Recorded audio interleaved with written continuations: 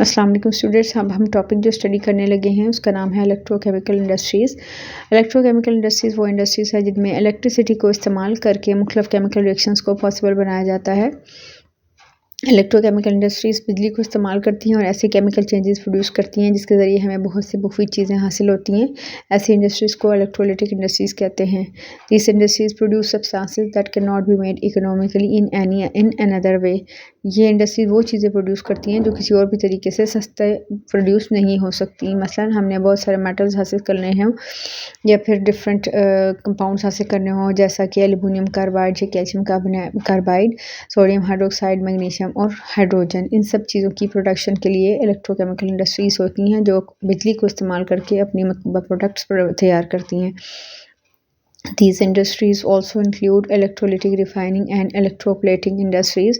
इसके अलावा इन इंडस्ट्रीज़ में रिफाइनिंग की इंडस्ट्रीज़ शामिल हैं जिसके अंदर हमारे पास पहले से मौजूद मेटल को मज़ीद 100% प्योर फॉर्म में तब्दील किया जाता है।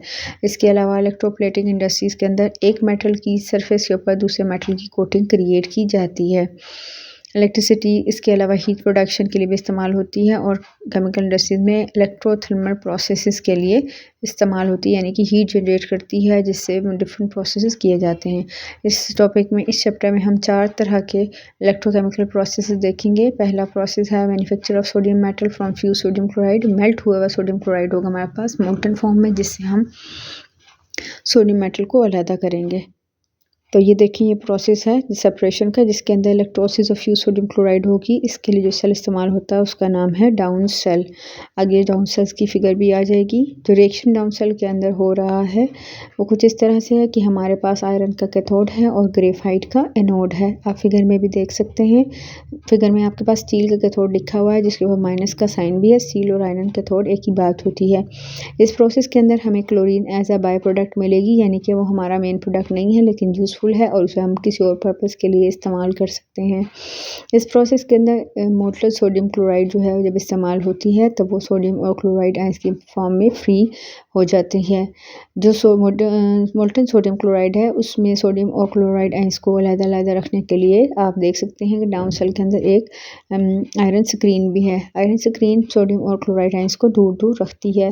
जैसा कि हम जानते हैं कि कैथोड के ऊपर रिडक्शन होती है और एनोड के ऊपर ऑक्सीडेशन होती है, और ये कि एनोड जो है क्योंकि पॉजिटिवली चार्ज होता है इसलिए नेगेटिव आयंस मूव करके एनोड की तरफ जाते हैं, जबकि कैथोड पर नेगेटिव चार्ज होता है और पॉजिटिव आयंस मूव करके कैथोड की तरफ जाते हैं। इस वजह से रिएक्शन कुछ इस तरह होगा कि एनोड की तरफ क्लोराइड आयंस आएंगे, वहाँ जाके क्लोराइड आयंस अपने इलेक्ट्रॉन्स को रिलीज़ करेंगे और ऑक्सीडेशन का प्रोसेस इनके ऊपर हो जाएगा। क्लोरीन गैस यहाँ से रिलीज़ हो जाएगी। ये क्लोरीन गैस क्योंकि ग्रेफाइट के एनोड के ऊपर रिलीज़ हुई है तो ये ऊपर मौजूद फाइनल में जो है वो जमा हो जाएगी, जैसा कि आप फिगर में देख रहे हैं।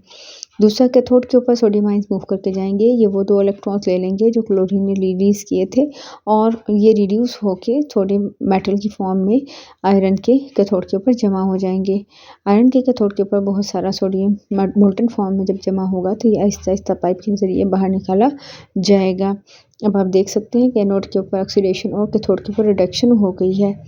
जो सोडियम मोल्टन फॉर्म में हमारे पास आ रहा है ये आयरन के रिंग के ऊपर जमा होगा। यहाँ से हम इसको बाहर निकालते जाएंगे। क्लोरीन गैस हमारे पास फनल में जमा हो जाएगी जो सेल के टॉप पर नज़र आ रही है। इसके अलावा और अल्कली मेटल्स को भी हम इस प्रोसेस से सेपरेट कर सकते हैं, और जो अल्कली मेटल्स हैं उनको जब हमने सेपरेट करना होता है तो उसमें भी हम फ्यूज सॉल्ट इस्तेमाल करते हैं, यानी कि मोल्टन फॉर्म में सॉल्ट इस्तेमाल करते हैं। लेकिन उसके लिए पहले ये किया जाता है कि जो भी हमने मोल्टन फॉर्म सॉल्ट की हासिल करनी है उसको पहले प्यूरीफाई किया जाता है, क्योंकि अगर हमारे पास मिक्स्ड फॉर्म में डिफरेंट सॉल्ट्स के साथ डिफरेंट मिक्सचर्स के साथ सॉल्ट आएगा तो हमारे पास ये जो तरीका है डाउन सेल्स को इस्तेमाल करने का वो अप्लीकेबल नहीं होगा, क्योंकि हम ये चाहते हैं कि एनोड के ऊपर हमें सिर्फ एक मेटल मिले जो कि हमारे रिक्वायर्ड मेटल है और कैथोड के ऊपर कोई भी सेकंड जो आयन है वो डिपॉजिट होगा। इस तरह ये जो प्रोसेस है ये कंप्लीट होता है, और जो कोई भी हमारे पास किसी भी मेटल की और होती है उसको पहले हम प्यूरीफाई करते हैं, उसके बाद ये वाला प्रोसेस से गुजारते हैं। अब मैं आपको डाउन सेल्स की एक और फिगर दिखाती हूँ जो पहले से ज़्यादा क्लियर है। इसके अंदर आपको बताया गया है कि आयरन की सोडियम और क्लोरीन